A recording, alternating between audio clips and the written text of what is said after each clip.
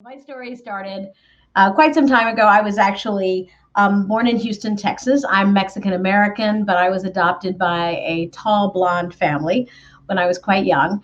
And so my last name is Haubegger, which I get to spell many, many times a day. And when I was growing up, as a kid, in the 70s, my parents were really, really great. They told me that I was capable and smart and I could be anything I wanted.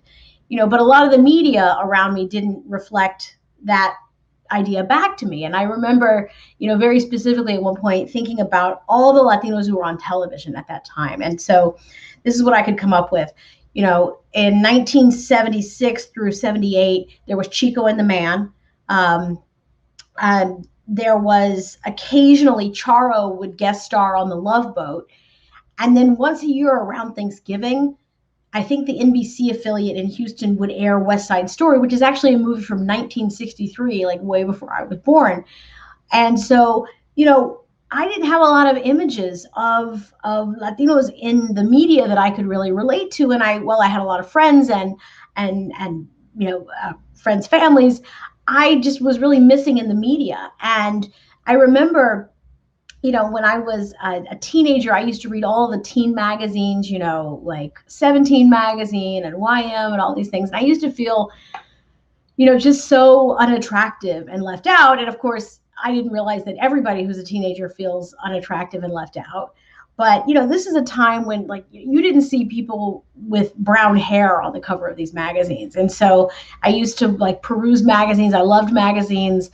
And later on, I went to UT Austin.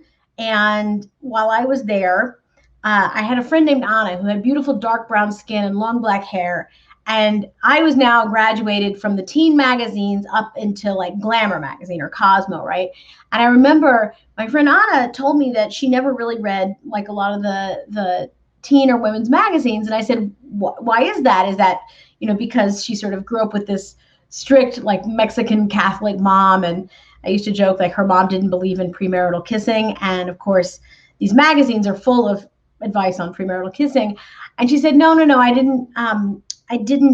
I think my mom didn't want me to read these magazines because if this is supposed to be beauty in this country and we're not in here, you don't need to be reading it.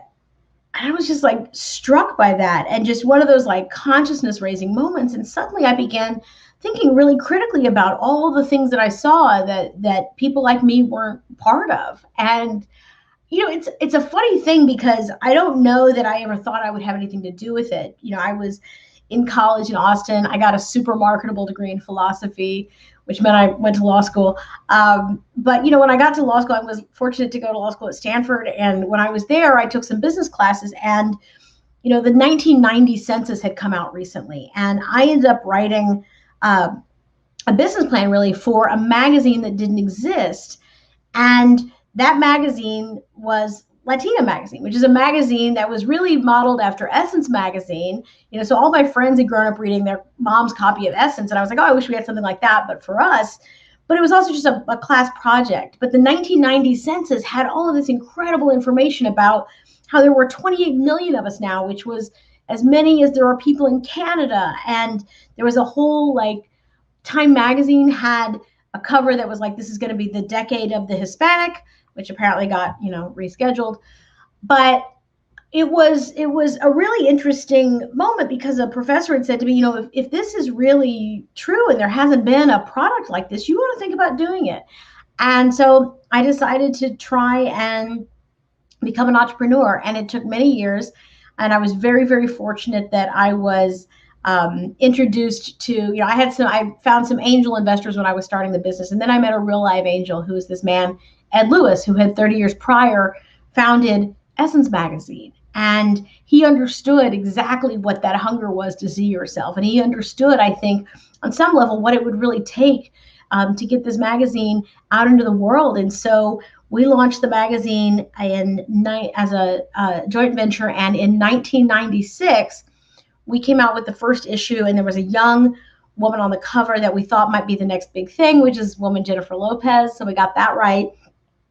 And one of the things that I thought was really going to be not easy, but I thought, aha, we've made it, right? We're on the newsstand. We're there next to everybody else and we look just as good. I actually think we look, even better maybe. But the hard thing was that, to keep a magazine going, you have to have advertising. And so I would go to visit Detroit and I would see, Ford and General Motors and Chrysler, and they were all beginning to advertise. So we were going to make it. And this was like a really, a big deal to get automotive makers to advertise in a magazine.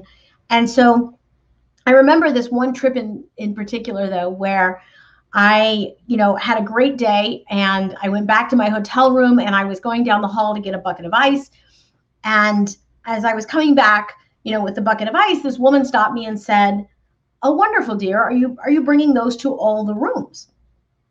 And I was like, no, just my room, and I remember I thought of like 10 good things I could have said, like better things I could have said when I got back to the room. And there was a part of me that was like, maybe this is time to eat the mini bar or, drink the mini bar, right? And I said to myself, you know what? Actually, maybe that just means I need to get back to work, because until that woman sees me and thinks, wow, I bet that's an entrepreneur, or she looks like a lawyer, or I bet she's a CEO. But I remember thinking, like, pretty soon we won't have to answer these questions anymore. Like, are we worthy? Are our stories worthy? Are our images sufficient? And I think, there are moments like that that remind me, like, we still have a lot of work to do. And I was in the magazine business for, the first part of my career. And then I decided I wanted to think about storytelling in another arena, which was really going to be the motion picture business. And I moved to Los Angeles and I worked as a producer on motion pictures, including a movie called Spanglish, which was the last one that I worked on. And, for me, I really realized that the business of magazines and the business of motion pictures are quite different. But the truth is, like, my purpose was the same, which is that I wanted to shape our images and tell our stories. And I think that having an opportunity to do it in another medium was really such a blessing. But, I think after having a new product every 30 days in the magazine business, to suddenly spend 2 years on one thing was really hard for me. And so then I went to the talent agency business and I worked at the premier talent agency, CAA, for many years and helped build a Latin practice and roster. And so I was able to represent people like Shakira and Eva Longoria and America Ferrera and Salma Hayek and just these remarkable women. And I love that, because what I figured out was that if I could empower these women as storytellers, particularly as producers, then we have a better shot of controlling our own narrative and showing how worthy and remarkable our own stories can be. And so I enjoyed that a great deal. I feel like I was fortunate that I had a number of experiences that reminded me, that representation matters, right? Like, you can't be what you can't imagine. And so for me, one of the things that I thought was probably the most representative moment of that was one day when I had a chance to meet Malala Yousafzai, the young woman who won the Nobel Peace Prize, the young woman who was shot, by the Taliban. And I stayed up late the night before reading her autobiography because I, wanted to be ready for the meeting. And in the middle of the book, I was so shocked because she mentioned the television show Ugly Betty 3 different times in the book. And it was things like, she and her friends had gone to Islamabad and they bought DVDs of American television shows and they were watching Ugly Betty over and over. And she thought that maybe she wanted to be a journalist someday so she could use her voice like Betty. And then, but she's also worried that the Taliban is going to come to her town and burn her Ugly Betty DVDs, which is just, a thought that most young women never have. And I emailed Salma Hayek, who was a client I'd worked with, in the middle of the night. And, she was in London and I was in California. And I said, did you have any idea that Malala loved this TV show, Ugly Betty? She was like, no, I had no idea. And I said, we cannot doubt that what we do in entertainment matters. It shapes what stories get told and who gets to tell them. And I think about this all the time. There's 7 billion people on this planet, and most of them will never come to the United States. but they see our movies and our television. And you know, in Hollywood, we decide what a hero looks like. We decide what a villain looks like. And I think that matters so much. And I was at the talent agency for 15 years, and recently, about a year and a half ago, left to go to WarnerMedia, which is the parent company of HBO and Warner Brothers and CNN and Turner and all of these remarkable entertainment brands, because I thought if I could have a fraction of the impact on this company that I've had on CAA over a long period of time, then I should do so, because I think, you know, I want to measure my life in impact. And I feel like I've had a number of different jobs now that I'm like much older. I've had, you know, quite a long job history, but I feel like I've had, you know, one career and one purpose, which is to shape our stories. And I think about that because really, you know, when you look at the projections of this population and our community going forward, I always think, you know, our grandkids are going to, I don't know, I'm going to get grandkids because I'm not married, but I always think, like, you know, our grandkids are going to ask us, what was it like back when you were a minority? Like, what was that like?